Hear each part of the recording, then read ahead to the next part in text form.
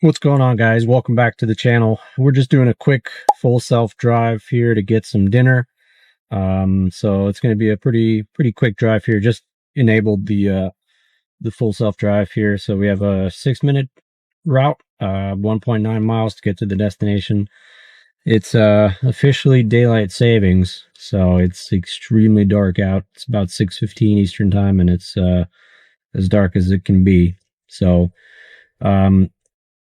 I am taking advantage of the 30-day free trial that Tesla pushed out to, I believe, all of its users for the free full self-driving. I am in a Tesla Model 3 2024 Highland Edition, the rear-wheel drive standard. And I first got the car back in March of this year.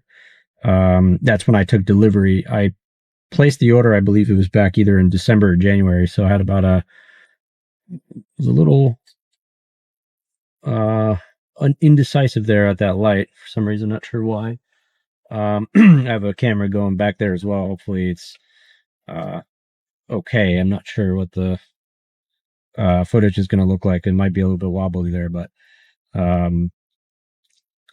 so yeah, that's when I took delivery. I took delivery of it March of this year, and they pushed out an update to allow users, similarly to how they did this free trial. They did the same free trial push back in, I want to say it was like either April or May, sometime in that time frame. Might be off, but I tried it back then 6-7 months ago, and it was not great. It was a little indecisive at times. Most of the time, I should say, it was indecisive. But this, 6 months later, it's a very different experience. Way more confident, way more human. And it's not as a driver, as a driver that's supervising the vehicle while it's autonomously driving. It's a lot less stressful than it was 6 months ago. That combined with the price drop in their subscription service to $99 versus $199, that's a lot more appetizing. So the fact that the vehicle or the software is just much more responsive, more confident in itself, combine that with the $99 price tag, and I'm kind of on the fence with upgrading the package for the full self-driving month to month. Good thing is you could upgrade and then cancel after a month if you don't like it, or if you don't want to keep it. But it's getting to the point where I'm like, it's making a lot more sense for me as a user that's experiencing this free trial. And here's the roundabout. Like the car is so confident in roundabouts now too. I remember 6 months ago, it was not at all. It was very hesitant to go. But there's where I'm at, we have a lot of roundabouts, and it's confident in every single one of them. So I think I'm inclined to pay for the service now. I think the company did a really good job in providing the free trial for all of its users. It's phenomenal, honestly. It's phenomenal. So let's see. Almost at the destination here. There are a few things I don't like about the software thus far, and it's perhaps I can maybe tweak some of the settings. It's nothing detrimental to the experience, but I do have to say the acceleration on some of the turns, or from a stoplight, is abrupt. Like it'll take off 0 to 40 if you're in a 45 mile per hour zone.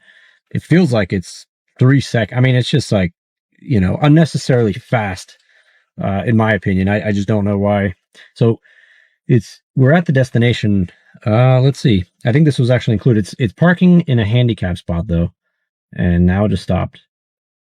And I think that's it. So that was not great. Let me cancel this because there's a car coming here. I believe that's a new feature where it will park itself at your destination. If I recall reading the full self-driving notes correctly for the latest update or one of the latest updates, it'll park itself at your destination.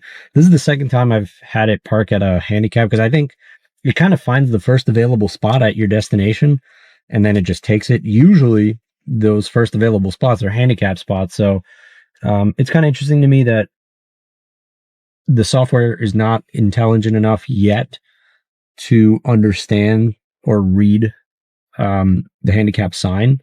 So maybe that's a complaint I have. I actually should have flagged that. I'm usually pretty good at flagging the issues as they come up. So just sending that feedback because that's really important, right? That's how the software will get better over time. Is if users like me, just the ordinary Joe, just providing that feedback.